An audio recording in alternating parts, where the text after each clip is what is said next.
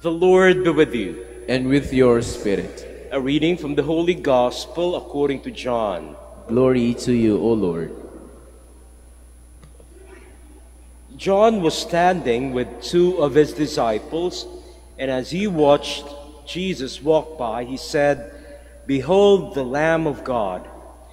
The two disciples heard what he said and followed Jesus. Jesus turned and saw them following him and said to them, "What are you looking for?" They said to him, "Rabbi," which translated means teacher, "where are you staying?" He said to them, "Come and you will see." So they went and saw where he was staying, and they stayed with him that day. It was about 4 in the afternoon.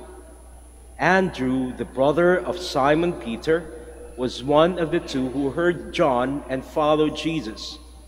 He first found his own brother Simon and told him, "We have found the Messiah," which is translated Christ. Then he brought him to Jesus.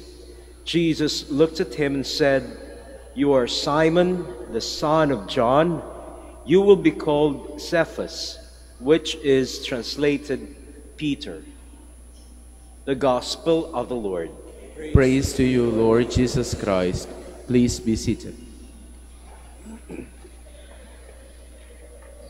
Mga kapatid, sa unang bahagi ito ng Ebanghelyo ni Juan, maririnig natin yung isa sa mga unang katagana binanggit ng ating Panginoong Jesucristo.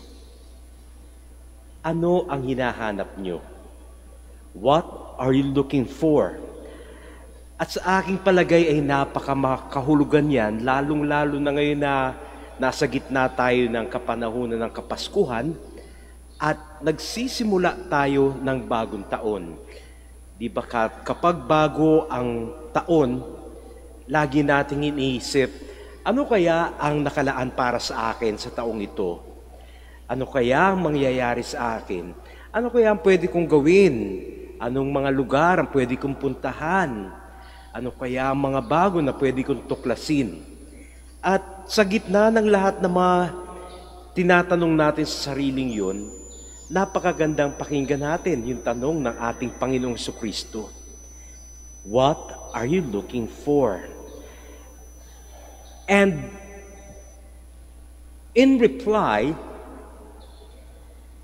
the people, the disciples, the two disciples simply asked him as well, "Where are you staying?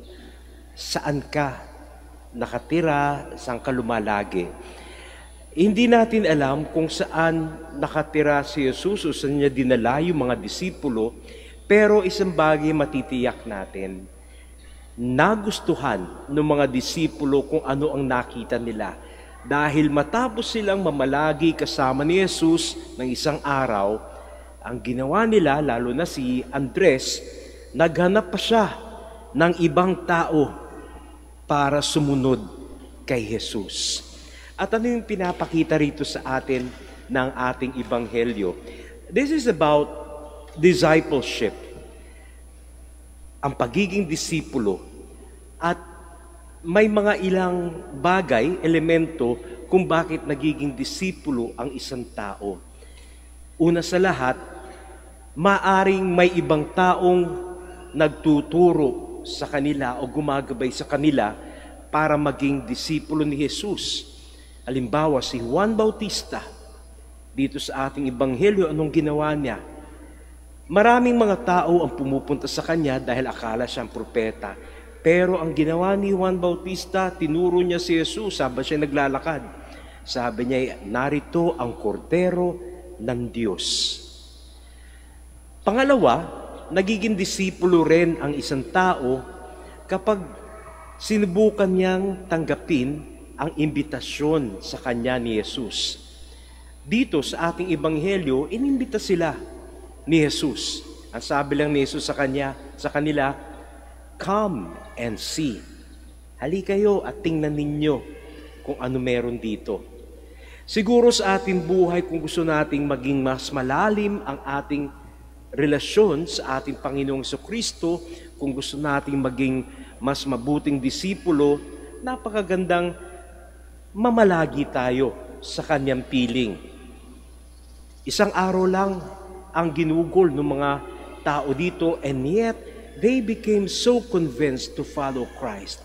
Siguro kung mas mamalagi tayo sa piling ng ating Panginoon, sa ating pagdarasal, sa paggawa ng mabuti, sa pagsunod ng mga turo niya, mas lalalim ang ating relasyon sa Kanya.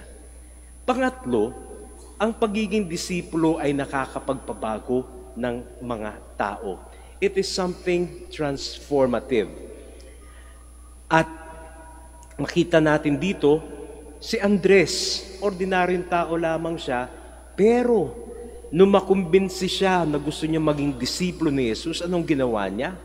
Naghanap pa ng ibang tao na pwedeng maging disipulo ng ating Panginoong Hesukristo. So kapag ikaw ay naging disipulo ni Jesus, hindi mo makukontain sa iyong sarili ang tuwa, ang ligaya, dahil maghahanap ka ng ibang tao na magiging bahagi rin ng buhay ni Jesus. Kaya't mga kapatid, ngayong nasa gitna tayo ng kapanahunan ng Kapaskuhan, habang tayo nagsisimula ng bagong taon, ipanalangin natin na nawa tulad ng mga unang disipulo, tayo rin ay maging mga mabuting disipulo. Piliin natin laging mamalagi sa piling ng ating Panginoong Kristo, at gawin natin yung ating misyon na magdala pa ng ibang tao sa ating Panginoong Hesukristo.